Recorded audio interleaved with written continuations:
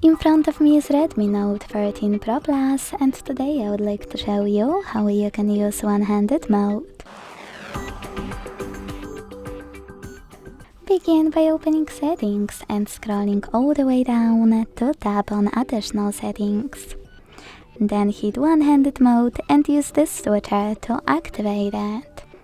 Following that, just follow all of those instructions to use it.